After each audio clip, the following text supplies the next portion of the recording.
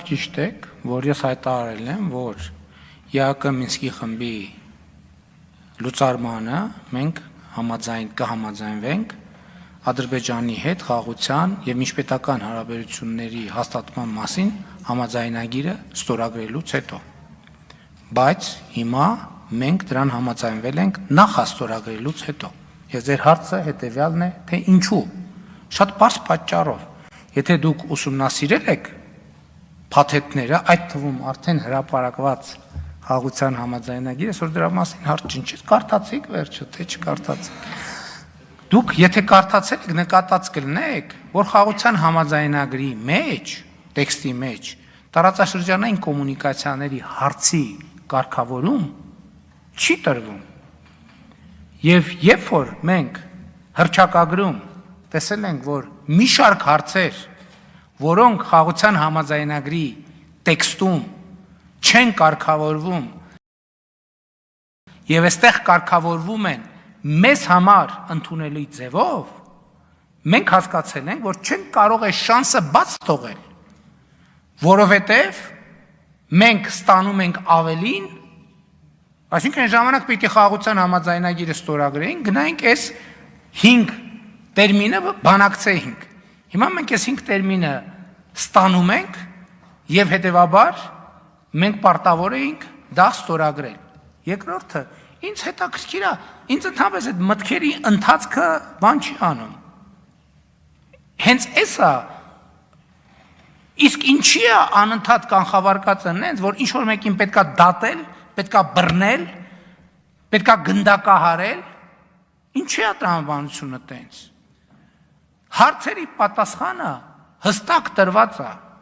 իրավազորություն։ Այդ իրավազորությունը ոչ թե ադրբեջանցու մասին է, ոչ թե ամերիկացու մասին է, ոչ թե ավստրալացու մասին է։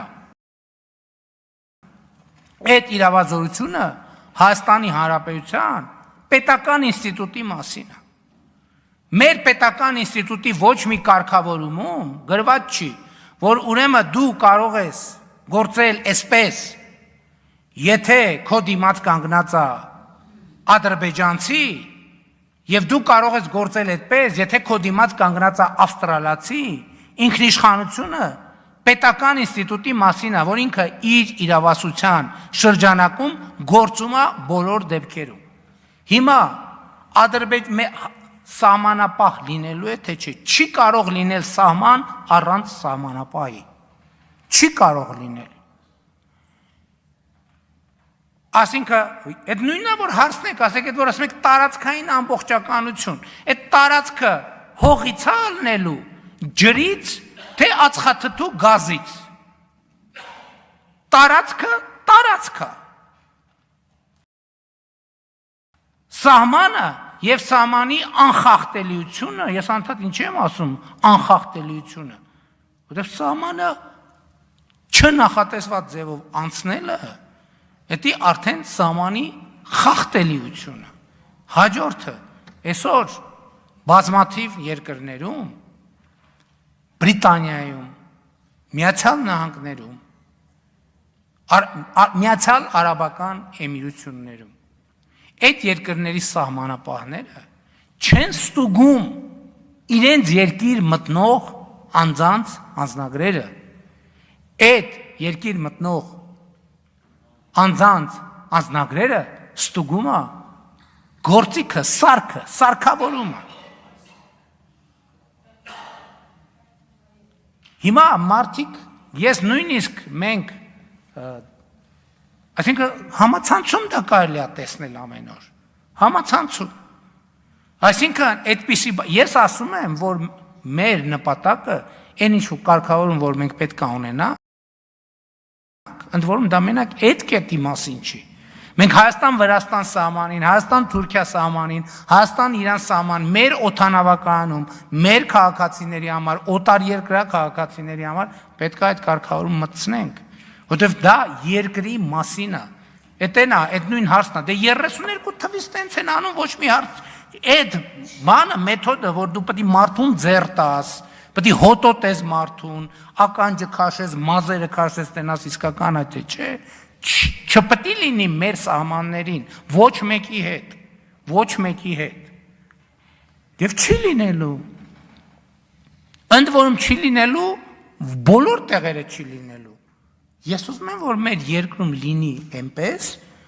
բոլորը գնում գալիս ասում են, դե Դուբայում եղել եք, երևի եղել եք, դե բոլորդ էլ եղել եք։ Մենք ուզում ենք, որ տենց լինի։ Մենք ուզում ենք, որ տենց լինի ու տենց ալնելու, ինչու՞մ է խնդիրը։ Արձագանք։ Հա, ինչ վերաբերում է կաթողիկոսի գահին հավակնելուն, գիտեք ինչ, եթե ես նայում եմ կաթողիկոսի եւ հոգեվորականի ձեր չափանիշներին, այս դահլիճի 60%-ը կարա այդ չափանիշներով հավակնի կաթողիկոսի գահին, այդ թվում նույնիսկ ձեր խմբակցության 60%-ը այդ չափանիշներով կարա կաթողիկոսի գահին հավակնի, այնպես որ տենց շատ մեծ կոմպլիմենտ չարիք ինձ։ Արձագանք։ ԵԱԿ Մինսկի խմբի լուծարման 2 ամիս առաջ արված ձեր հայտարարության եւ այստեղ արված ձեր հայտարարության մասով մի հատ փոքր դիտարկում։ Խաղաղության պայմանագիրը չի ստորագրվել։ Տեղի ունեցել ընդամենը նախաստորագրում։ Ես անկեղծ ասած չհասկացա, պարոն Փաշինյան, թե դուք ինչի բորբոքվեցիք, երբ որ ադրբեջանցիների այդ ճանապարհի վրա հնարավոր հանցագործության մասին եւ հայ դատավորի կողմից դատելու մասին հարց տվեցի։ Երբ որ մեր բարեկամ Վրաստանից Հայաստանի Հանրապետության հպարտ քաղաքացին գալիս է Հայաստանի Հանրապետություն, հայ սահմանապահը ստուգում է իր անձնագիրը։ Այսինքն ձեր պատասխաններից ես հետևությունն եմ արել, որ ադրբեջանցիները Հայաստանի Հանրապետությունում շատ ավելի ազատ են լինելու, ազատ են իրենց զգալու, քան Հայաստանի Հանրապետության քաղաքացիները։ Եվ որևէ հարցի դուք հստակ չպատասխանեցիք, լինելու մաքսավորը ստուգելու է բեռը, սահմանապահը ստուգելու է անձնագիրը, ոստիկանը կարողանալու է կանգնեցնել, դատավորը կարողանալու է դատել։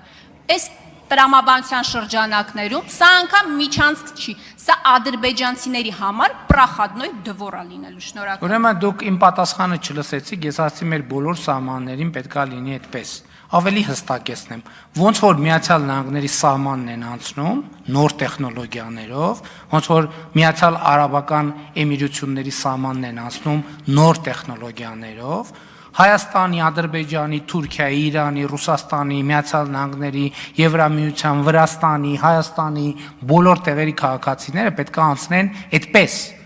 Մաքսավորն էլ պետք է ստուգի այդպես։ Միացյալ Նահանգների հետ այդ բանի հուշագիրը, որ ստորագրի չեք կարդացել, ինչա գրած այնտեղ։ Բոլոր ժամանակակից մենք Միացյալ Նահանգների հետ մեր համագործակցությունը ինչի ենք այդքան կարևորում։ Արհեստական բանականության ոլորտում, խաղաղության խաչմերուկ նախագծի ոլորտում, որ մենք օգոստոսի 8-ին շատ ավելի կարևոր մի բան է տեղի ունեցել։ Մենք հնարավորություն ենք ստացել հասանելիություն ունենալ այդ բոլոր նորագույն տեխնոլոգիաներին։ Դուք ասում եք ո՞նց։ Փաստորեն 1867 թվականի մեր հարազատ մաքսային հսկողությունը չի լինելու։ Ոչ լինելու է 2021-րդ դարին հարիր մաքսային սահմանային հսկողություն։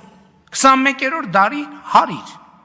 Լինելու է ոչ միայն ադրբեջանցիների, լինելու է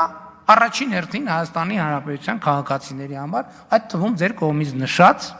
Հայաստան-Վրաստան սահմանի։